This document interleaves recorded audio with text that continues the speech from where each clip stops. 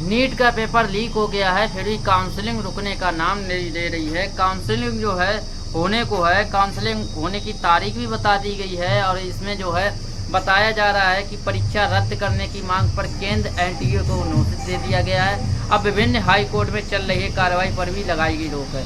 गिरफ्तार जो परीक्षार्थी है उसने कबूला है कि एक दिन पहले नीट का पेपर जो है जवाब रटाए गए थे, यानी आंसर जो है रटाए गए थे और टेलीग्राम पर जो है आंसर जो है ट्रांसफर किए गए थे, टेलीग्राम पर आंसर दिए गए थे।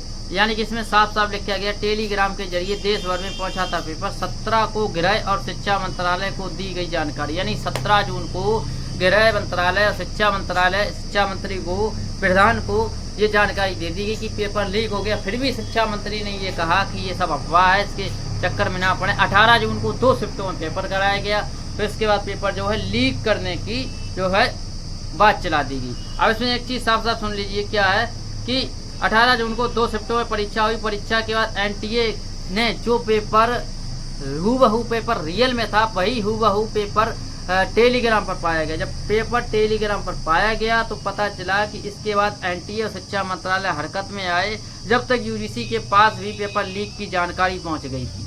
अब इसे 5-5 हज़ार में कई शहरों में बेचे जाने की जानकारी थी।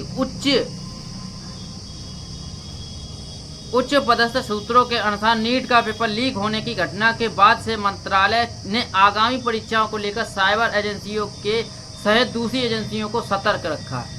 अब इसमें एक चीज जो विपक्ष है, यानी कि कांग्रेस और अदर पार्टियां, इंडिया गठबंधन कह सकते हैं, वो ये कह रहा है कि प्रधान, यानी कि जो मंत्री, शिक्षा मंत्री, वो प्रधान, क्या नाम है इनका, प्रधान का, ये भाई, हाँ चलो प्रधान छोड़ो, ये प्रधान है, इनको अब मंत्री पद से इस्तीफा दे देना चाहिए।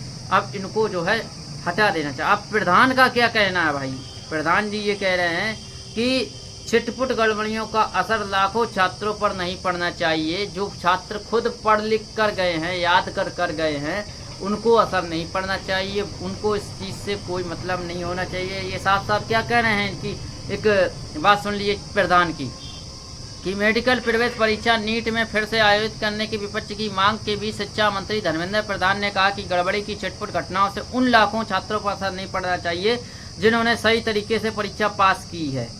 अब उन्होंने परीक्षा एनटीए के कामकाज की जांच और उसमें सुधार के लिए उच्च स्तरीय समिति बनाने की घोषणा की।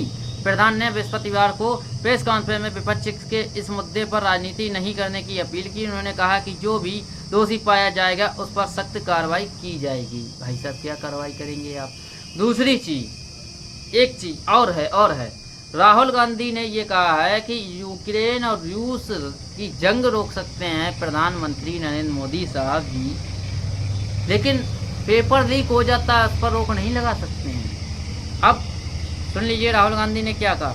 कांग्रेस नेता राहुल गांधी ने नीट मामले में केंद्र सरकार पर निशाना साधते हुए कहा कि यूक्रेन रूस की जंग रुकवाने के वाले पीएम मोदी देश में पेपर लीक नहीं रोक पा रहे हैं। चुनाव के बाद पीएम मोदी मनोवैज्ञानिक रूप से ध्वस्त हो गए हैं। राहुल ने मीडिया से बात करते हुए कहा, पेपर लीक का मुख्य कारण यह है कि शैक्षिक संस्थानों पर भाजपा और आरएसएस ने कब्जा कर लिया है। तो भाई साहब वीडियो अच्छी लगी हो, हाथ जोड़कर विनती है चैनल को सब्सक्राइब कर दें, वीडियो को लाइक कर दें। देखते रहें क्राइम समाचार, डेली न्यूज अपडेट के लिए चैनल को सब्सक्राइब करें।